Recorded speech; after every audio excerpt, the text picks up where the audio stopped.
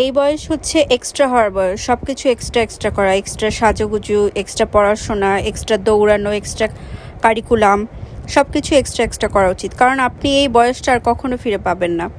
তাই জীবনকে উপভোগ করুন। দুঃখ কষ্ট জীবনে থাকবে, কিন্তু প্রত্যেকটা বয়সকেই সেই দুঃখ কষ্ট নিয়ে বসে থাকলে তো হবে না। সেই দুঃখ কষ্ট পাশাপাশি এনজয় করতে হবে, এনজয় করার চেষ্টা করতে হবে, কিংবা কিছু করতে হবে। তাই সবসময় এক্সট্রা যদি আপনি কারো কাছে ধরেন এই এক্সট্রা কথা বলার জন্য বা এক্সট্রা কিছু করার জন্য বেয়াদবও হন, কোনো সমস্যা নেই। আপনাকে এত ভালো হতে হবে কে বলেছে? আপনি ভালো এটাও তো কোথাও লেখা নেই, তাই না? আপনি যতটুকু যার কাছে আপনার প্রাধান্য, যার কাছে আপনার মূল্যায়ন, তার কাছে আপনি ঠিকই মূল্য পাবেন।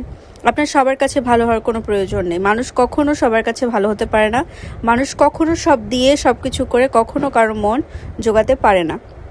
তাই এক্সট্রা হবেন এবং যার কাছে ভালো হওয়ার তার কাছেই হবেন।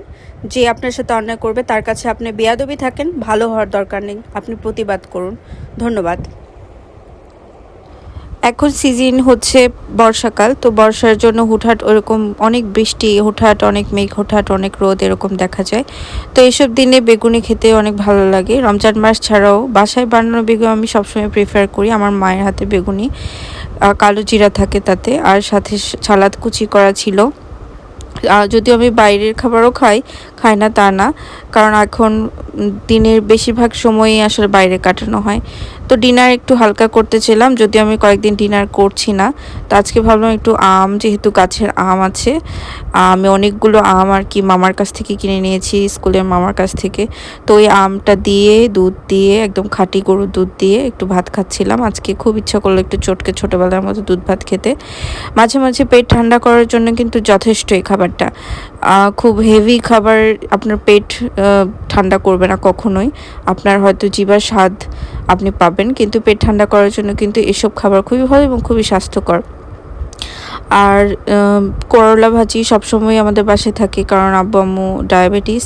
আর সাথে বর্ষার দিনে চাল ভাজা কিন্তু মাখা অনেক ভালো লাগে, যদি আমি মাখা খাচ্ছিলাম না।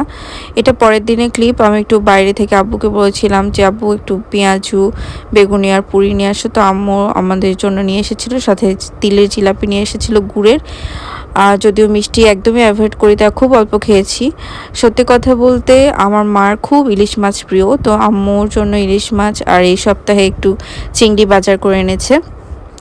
তো আমার মা বরাবর ইলিশ মাছ খুবই পছন্দ করে, আমার নানু পছন্দ করে, মানে আমার নানি। আমার খুব একটা যে ভালো লাগে তা না, তবে খাই আমি, আমারও খারাপ লাগে না, কারণ ওমেগা 3 আছে। যাই হোক, আমাদের স্কুলে আজকে ছিল ব্র্যাকের আয়োজিত ওয়াশ ক্যাম্পেইন।